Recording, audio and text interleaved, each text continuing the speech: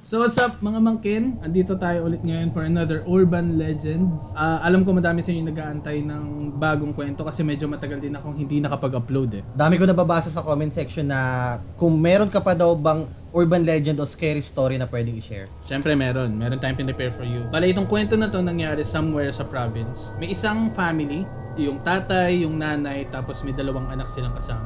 Okay. Ngayon, nagta-travel sila tapos around mga let's say mga 1 AM, 2 AM, nakaramdam ng gutom yung magkapatid. So syempre, tanong sila sa parents sila, Mami, Daddy, meron ba tayong pwedeng kainan? Nagugutom na kami. Normal naman kasi sa long drive yan, kailangan mag-stop over, di ba? Para kumain or either CR break, parang Ngayon, yung travel nila medyo parang wala silang madaanan eh. Kasi parang puro talahiban yung nadadaanan nila. Sabi ng tatay, sige, kapag meron tayong nakitang kainan, stop tayo, tapos kain muna tayo. Kasi ako nagugutom na rin eh. So, anong nangyari ngayon, drive lang yung tatay nila, tapos dumating sa point na may nakita sila na parang restaurant. Na medyo nagtaka yung tatay kasi nung time na yon hindi siya familiar. Though pumupunta na sila dun sa province nila before, parang bago sa kanya yung restaurant na yon. So parang first time ba nilang kakain dito sa restaurant? Yun nga yung weird eh, kasi ngayon niya lang nakita yon. So ibig sabihin walang ibang nakalagay sa gitna ng, sabi mo di ba puro talayban yun na nila. Andun siya, sobrang remote ng lugar. Ayun. So ang nangyari is pumunta sila doon and then may isang tao lang na nandun sa labas. Parang guard, pero hindi siya guard eh. Nakaupo lang siya doon. Tapos nagtanong syempre yung tatay, sabi niya, pwede bang kumain? Bukas ba kayo? Oo. Tapos sabi naman ng lalaki, opo sir, bukas kami. Tapos nagpark yung family, yung car nila, pinark nila. Tapos nagulat sila kasi anong oras na, ang dami pa rin kotse na nakapark. So, nung time na yun, sikat siguro talaga yung restaurant kasi maraming taong madaming nakapark na kotse. So, kung may nakita kang gano'n, assume mo na maraming tao sa loob eh, di ba? So, pero ang weird lang para sa kanila is, bakit ang daming tao ng ganitong oras? Oo. Ayun. So, yun, iniisip nila na baka maraming nagta-travel din nung time na yun. Pagpasok nila sa restaurant, nagulat sila kasi bakit ganun? Ba't wala ang tao? Nasaan sila? Nasan yung ibang tao? Kasi may mga kotse sa labas eh. Di ba? So yun, ang nangyari, parang inisip nila, baka may second floor, baka nandun pa sa taas, baka may event sila, na ganun. So yun, nasa first floor lang sila, tapos nakita nila, parang buffet style eh. May nakita silang, naka-display yung mga pagkain. Tapos nung nakita nila, ang ganda ng pagkakapresent, mukhang alam mo yun, may mga ganong klase ng restaurant na pag pumunta ka, uy, ang sarap, matatakam ka talaga eh. Oo. So yun, nakita nila, nakaset yung mga pagkain, tapos nagulat sila kasi nung nag-order sila, ang dami ng serving. So sulit siya, no? Sobrang sulit. Kainan, no? So, kasi di ba yung iba parang 2 pirasong laman lang yung ibibigay. Sa kanila, yung binigay, madami, tapos malalaki yung laman. As in parang, wow, anong klase ng Ano to? Baka ho ba to? Parang, sinasabi, baka yan, ito, baboy yan. Pero ang lalaki ng cut, so sabi nila, sobrang sulit. So yun, kumain sila, tapos, na-enjoy naman nila. Tapos yung mama nila, kasi parang siya yung medyo maano sa pagkain eh. Sabi niya, ang sarap naman nung meat nila, siguro sobrang fresh. Sobrang fresh na parang alam mo yun, parang sabi niya, hindi siya, parang, siguro baka, naisip niya, pero parang may something na different. Yun din siguro yung reason kung bakit maraming taong pumupunta dun eh, no? Pero anong sabi mo kanina? Walang katao-tao nung pumunta? Oo, pagpasok nila wala eh. Pero iniisip nila baka may function room, doon sila sa second floor, ganun. So, since gutom sila, kumain na lang din talaga sila. Tapos after nun, magbabayad na sila ng bill, lumapit yung waiter sa kanila. Okay. Sabi, sir, ito po yung bill nyo. Kumusta po yung food? Tapos sabi na, masarap. Sabi parang, ngayon lang kami nakakain ng ganito kasarap dito sa lugar na to. Kailan na kayo nag-open? Sabi, actually matagal na kami open dito, sir. Sabi niya, bakit hindi ko napansin? Baka hindi nyo lang napansin kasi minsan nagsasara din kami. Oo. So yun, nung tumagal, natapos na sinuklian na sila and then umalis na sila. Tapos, dumating na sila dun sa bahay na pupuntahan nila sa probinsya. So parang kamag-anak nila ba to? Kamag-anak nila. Tapos, syempre pagdating nila doon, tinanong, kumain na ba kayo? Tapos sabi nung tatay, oo, may kinainan kami dyan. Malapit. Ang sarap. Anong pangalan ng restaurant? Actually, hindi din nila nalaman kung ano yung pangalan. Since gutom nga sila, dumiretso na siguro agad sila para kumain. Tapos, pero basta dyan, sa may sinabi niya kung saan yung lugar na yon. Tapos, sabi nung pinuntahan nilang kamag-anak, wala namang restaurant dyan eh. Sabi niya, paano walang restaurant? Ang daming ang nakapark doon, ang daming ang kotse doon na baka madaming mga kumakain doon sa restaurant na yun, nung time na yun. Sabi niya, hindi ko alam. Teka lang, ano yung kinain nyo? Tinanong, basta iba-iba eh. Iba-ibang ulam eh. Kinain namin, masarap, malalaki yung serving nila. Teka lang, pumunta nga tayo ulit doon. So, nagtataka yung tatay tsaka nanay kung bakit ganun, para saan? Kakarating lang namin tapos nung pinuntahan nila, pagbalik nila, nakita nila na yung restaurant na pinuntahan nila, lumang bahay na sira-sira na may mga nakapark na kotse pero luma na. So hindi na yung katulad nung unang nila nakita? Oo, hindi na katulad nung unang nila nakita. Tapos nung nandun sila, may nakita silang naglalakad na lalaki. Sabi nung lalaki, andito ba kayo kanina? Tapos sabi nung opo, kumain po kami dyan kanina eh. Sabi niya, nako, kailangan yung pumunta kagad sa pinakamalapit na parang, alam mo yun, yung parang nagpapagaling. Albularyo. Parang albularyo. Kailangan yung pumunta sa albularyo ngayon. Sabi niya, bakit? Ano meron? Kasi yung kinainan nyo na yan, hindi tao yung nagpakain sa inyo. Ano ibig sabihin? Ibig sabihin parang hindi normal na restaurant yung nakainan nila.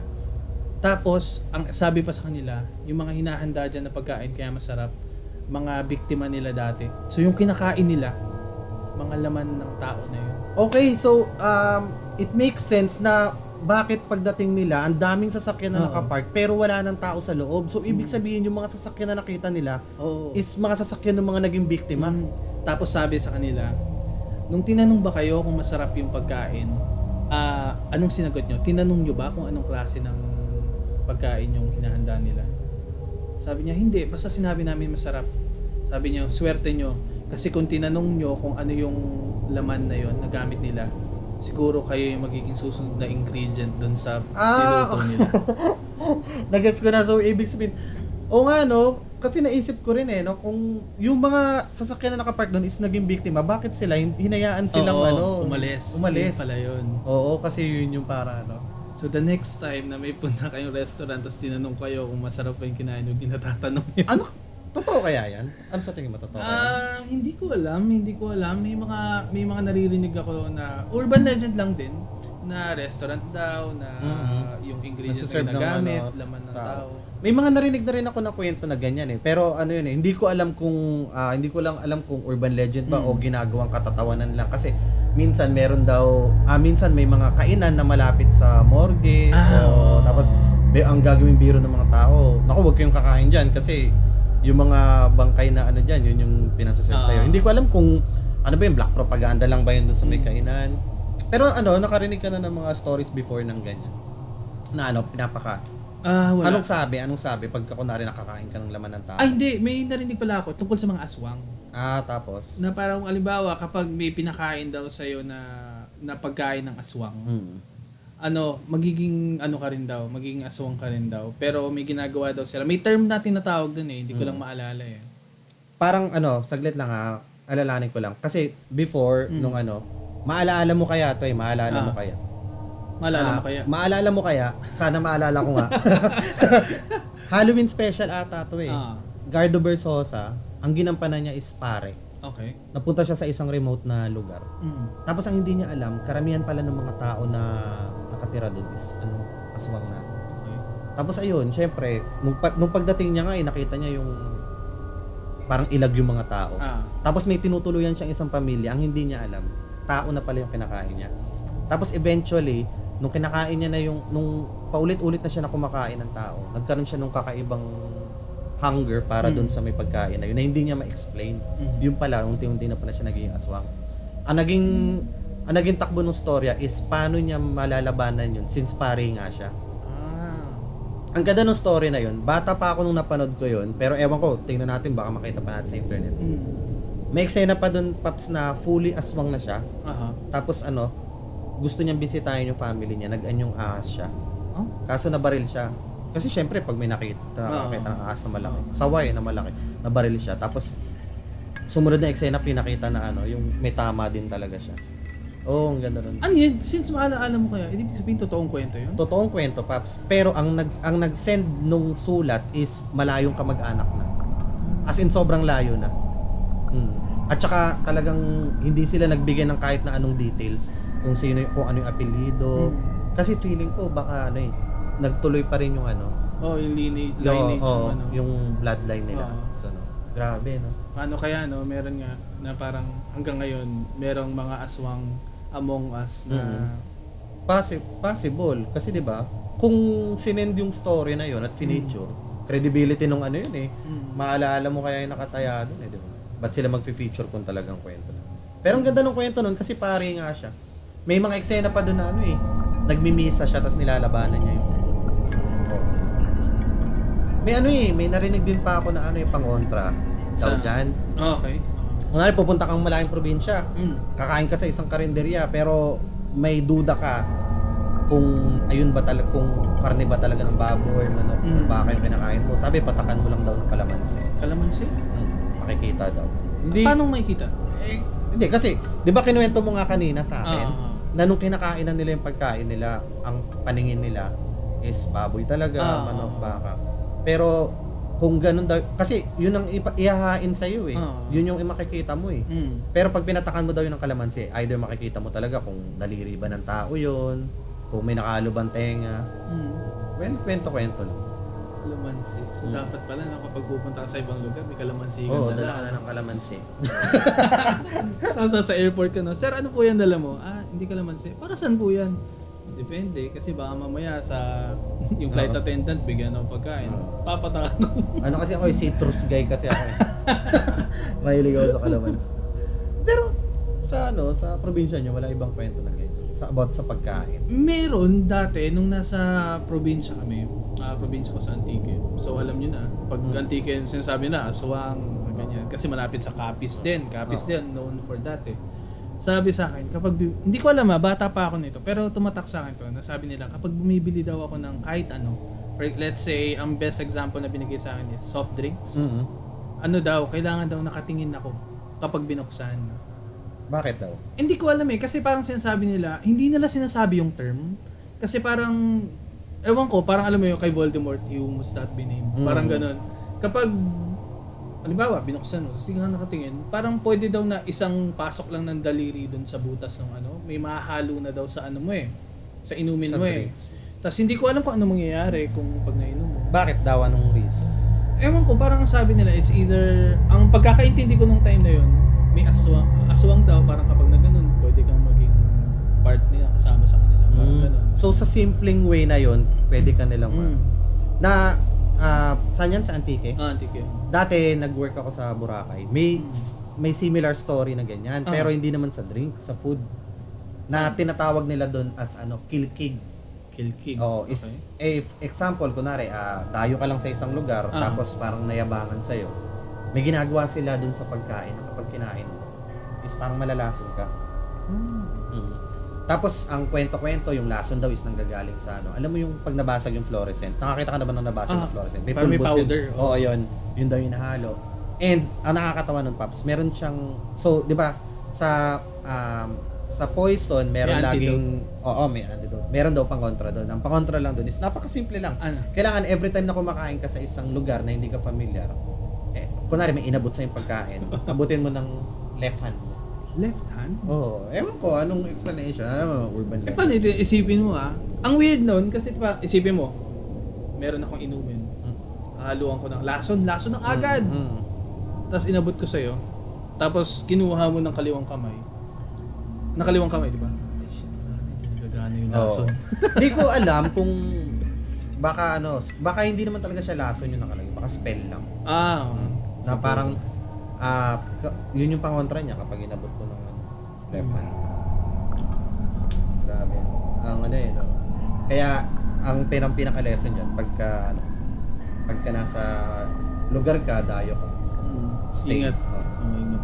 Pero kasi ang hirap eh. Yung iba, katulad ko, for example, kung magta-travel ako, pagkain talagang habol mo minsan sa isang lugar eh. Di ba? Gusto mong tumikip.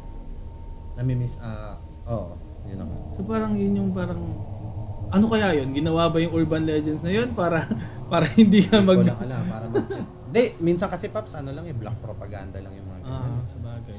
Ang daming mga fast food chain dito sa Pilipinas na nagkaroon ng urban legend. Katulad na? Ang dami. And di ko na lang ipapangalanan. Hindi. Kasi it's either ginagawa ng black propaganda ng ibang kalaban na restaurant. May narinig ako na di ko na papangalanan pero medyo obvious naman yung apple pie daw dito sa isang sikat na fast food chains. Gawa lang daw sa sayote. So ginagawang extender yung sayote. Hindi siya talaga pure apple pie. May alam din ako na ganyan. Ano? Yung sabi nila na may isang cheap burger joint Okay. na sapal daw ng niyog yung gamit doon sa patty ng burger nila. Extender din. Tapos parang hindi ba nilalagyan edible ng ang flavor. sapal ng niyog? Edible Ano bang naman siya. Pero kasi di ba kung ang sapal ng niyog is hindi siya meat. So parang Mababaw pa nga yung na yan eh. Oo, yun nga eh. Kasi ang narinig ko pa nga kung same tayo ng burger na tinutukoy ano ba yan nasa heaven siya. Okay, nasa heaven siya. Yan, same din yan. Ang narinig ko pa nga karton daw. Karton? Hindi, ewan ko kung karton kasi malalaman mo pag karton eh. May way sila, Paps. Ang way daw nila na ginagawa is, di ba, may karton. Napansin mo pag nabasa yung karton, parang naglilibag. Ang ginagawa daw nila, karton, tapos hinahaluan ng asin, tas water. Okay. Tapos ngayon, pag kumapit na pag natunaw na yung salt dun sa karton, kumapit na, dahil nga may water, lilibagin, ihahalo na yun sa meat. Hindi mo na daw madidistinguish kung karton ba yung kinakain mo or... Sa bagay, tsaka manipis lang din eh, no? Pero, feeling ko, malalaman mo, pag kagat mo, tas nakita mo yung patty, may nakalagay caution, o kaya may nakalagay this na, side up. May nakalagay na pag... Tonight. Pagkagat mo, this side up. Matik, karton nga yun. Ay, karton. Jari Sabi ko. Karton. Speaking So, of... pag nakita niya, Mickey Mouse. Ay, Mickey Mouse. Ay, cartoons pala yun. Tapos nagtayo ng network, karton na yun. Speaking of burger na yan na nasa heaven.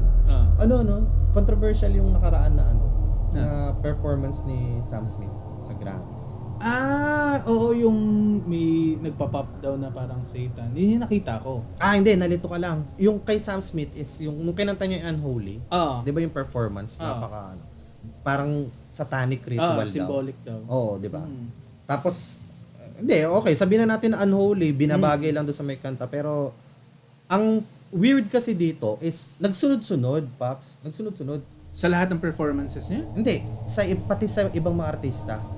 Umpisa natin, Sam Smith, 'di ba? Naka-red siya, yung mga performers nakasuot ng red, tapos Unholy, tapos parang may mga sungay sila, tapos parang satanic ritual.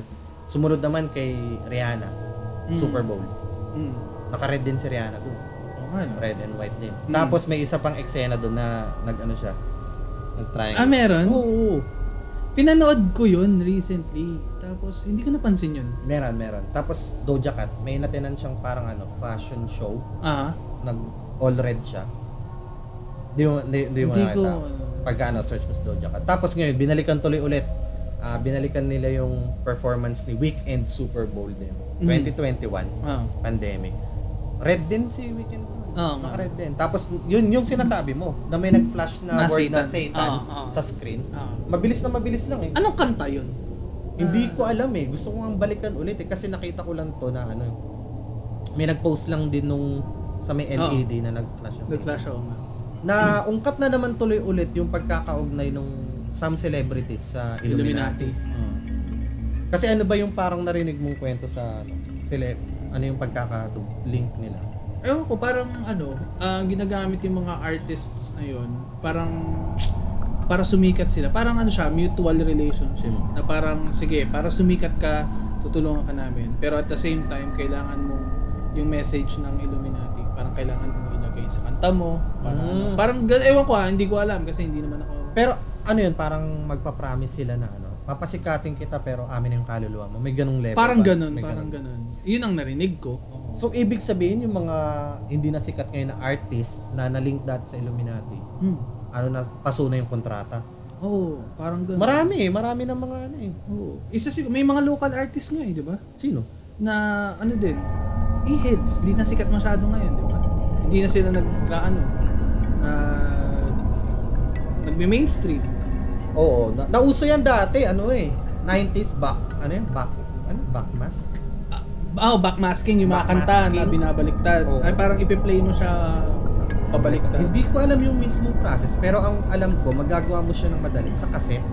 Cassette tape. Hindi ko alam kung babaliktarin mo yung film, ipi-play mo may reverse play ata na... Hindi mo pwedeng sabihin na ibabaliktad mo lang yung lalagyanan kasi may side A, side B yun Hindi, ang alam ko, may reverse play as far as I can remember. Halimbawa, ipi-play nila hanggang dulo yung tape, di ba? Mauubos na yung isang side. Same na orientation, ipe-play nila, pero pabalik. Okay. Tapos iba yung mapuproduce na no? Kung halimbawa, sinabi ko, A, B, C, D. Pag pinlay ko yun, magiging id, its, iba. Parang kung paano, hindi siya yung pabaliktad yung words. Hindi, baliktad din yung words, baliktad yung pagkakasabi. Tapos ganun. may maririnig kang something. Mga messages daw na parang cryptic message na madaming ganyan, Beatles alam ko Oo, narinig ko nga sa Beatles. Tapos, yun daw yung nagiging yun yung parang way para yung tao is mahumaling sa kanila, 'di ba? So sila produce ng kanta, tapos yung mga tao na So yung parang subliminal Siguro. message din kasi 'di ba? Sabi nila na paano nag-work yung kung hindi mo naman naririnig. So parang subconsciously may way yung utak natin para marinig feeling yun. ko. Baka yung akala natin na sinusobra natin silang ginagawa na sobrang sobrang fan tayo sa kanila. So baka yun na rin, idolize natin sa kanila. ina-idolize natin sila, yun na rin pala yun. Pwede. Kahit nga Pops yung iPhone, na-link din yan. Sa Illuminati? Si Steve Jobs daw. Member Member na Illuminati. Ang daming clue, ang daming pwedeng makapagsabi. Ginawa yung iPhone. Doon pa lang sa I. Illuminati phone. Di ba? Ano pa? Ano yung pinaka-logo ng iPhone? Apple. Yun daw yung Apple na kinagatan niya. Ni Eva, di ba? The moment na kinagat ni Eva yung apple sa Bible, yun yung time na nagkaroon ng kasalanan yung mga tao. Original sin. Yun yung parang nagkaroon ng nahiwalay yung parang yung yung relationship ng tao sa Diyos. Di ba? Kay God. Nagkaroon ng gap dahil sa ginawang pagkagat ni Eva sa apple. Yun yung logo ng Apple, di ba? Ay, yun yung logo ng di ba? iPhone, Apple na may kagat. Pagkagat, nagkagat. Di ba? Ano pa? Sino yung Paps? Sino yung